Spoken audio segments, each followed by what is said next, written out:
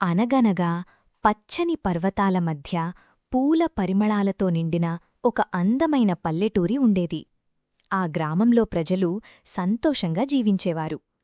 గొర్రెల మందలు మైదానాల్లో మేతమేసేవి, పక్షులు మధురంగా కూసేవి. ఆ గ్రామంలో ఒక చిన్న బాలుడుండేవాడు. అతని పేరు చిన్ను. ప్రతి ఉదయం సూర్యుడు ఉదయించగానే చిన్ను తన గొర్రెల మందను తీసుకొని గ్రామం బయట ఉన్న ఎత్తైన కొండపైకి వెళ్లేవాడు. గాలి మృదువుగా వీచేది. ఆకాశం నీలంగా మెరిసేది. కాని రోజంతా ఒంటరిగా ఉండటం చిన్నుకు విసుగుగా అనిపించేది. ఒకరోజు ఆ కొండపై కూర్చొని చిన్ను ఆలోచించాడు. ఎవరైనా వచ్చి నాతో ఆడితే ఎంత బాగుంటుంది.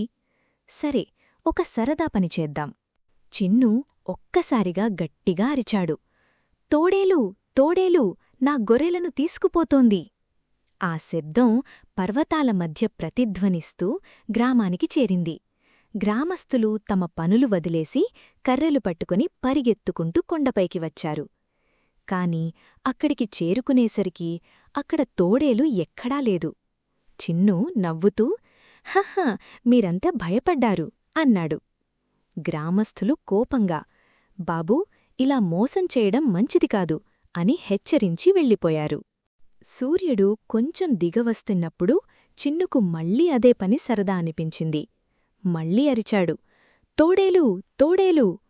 మరోసారి గ్రామస్థులు పరిగెత్తుకుంటూ వచ్చారు. కాని మళ్ళీ కూడా తోడేలు లేదు. ఈసారి వాళ్లు గట్టిగా చెప్పారు, ఇలా మళ్ళీ మోసం చేస్తే మేము రాము. ఆ రోజు సాయంత్రం ఆకాశం నారింజ రంగులో మెరిసింది. గాలి కొంచెం గట్టిగా వీచింది. అప్పుడే పొదల మధ్యనుంచి ఒక నిజమైన తోడేలు బయటికి వచ్చింది. దాని కళ్ళు మెరుస్తున్నాయి. అది గొర్రెలవైపు నెమ్మదిగా అడుగులు వేసింది. చిన్ను గుండె జారిపోయింది. ఈసారి నిజంగానే అతను గట్టిగా అరిచాడు, తోడేలు, తోడేలు, దయచేసి రండి. ఎవ్వరూ రాలేదు. కాని గ్రామస్థులు దూరంగా ఆ శబ్దం విని ఇతను మళ్లీ మోసం చేస్తున్నాడు అని భావించారు. అందుకే ఎవ్వరూ రాలేదు.